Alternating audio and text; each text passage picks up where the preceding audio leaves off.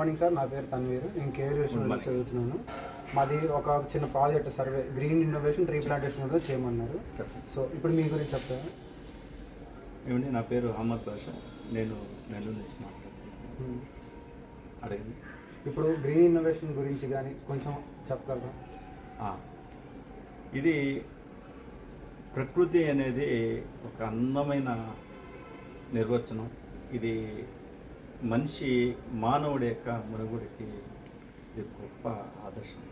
ఎందుకంటే ప్రకృతితో పాటు మనిషి సహజీవనం చేస్తూ ఇలా మన పూర్వీకులు కానీ మనం కానీ ఇంకా భావితరాలు కానీ వాటితోనే మనం ముడిపడి మన జీవనం, మన జీవితం ఇలా కొనసాగుతూ ఉంటుంది.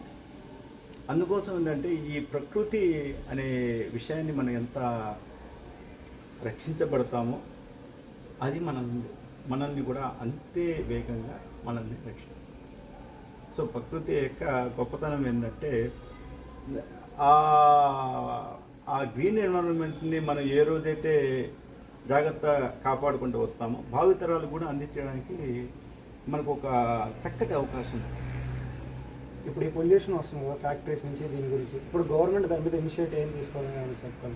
అదే ఇప్పుడు నేనేమంటున్నానంటే ఈ ప్రకృతిని ఎవరో వచ్చి కాపాడు, మనలో మనమే ఒక అవేర్నెస్ రావాలి.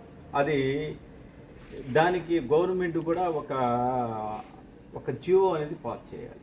అంటే ప్రజల్లో ఇది చేస్తే మంచిది, ఇది చేస్తే మంచిది అని చెప్తే ఆ మనుషుల్లో దాంట్లో చలనం రావటం లేదు, మనం వెనకబడిపోతాం. అందుకోసం ఏంటంటే ఈ గ్రీన్ ఎన్విరాన్మెంట్ మనం పెంచుకోవాలంటే మన స్కూల్స్ని, కాలేజెస్ని మనం దాన్ని సెలెక్ట్ చేసుకొని ప్రతి సాటర్డే ప్రతి విద్యార్థి చేత ఒక 5 మొక్కలు నాటించే అనేది కార్యక్రమం స్ట్రిక్ట్లీ కానీ గవర్నమెంట్ కానీ ఆటో కానీ వచ్చేస్తే దానికి తోటి అక్కడున్న ఉపాధ్యాయులు కానీ అయితేమి దాని మీద వాళ్ళు సహకరించి ఆ విద్యార్థుల చేత ఎప్పుడైతే దీన్ని మనం కొనసాగిస్తామో ప్రకృతిని ఆటోమేటిక్గా ఒక బాధ్యత, అంటే ఈ చెట్లు నాటించడం, గ్రీన్ ఎన్విరాన్మెంట్ని పెంచుకోవాలంటే ప్రతి ఒక్క మనిషికి అదొక బాధ్యతగా ఇలా చేయాలి.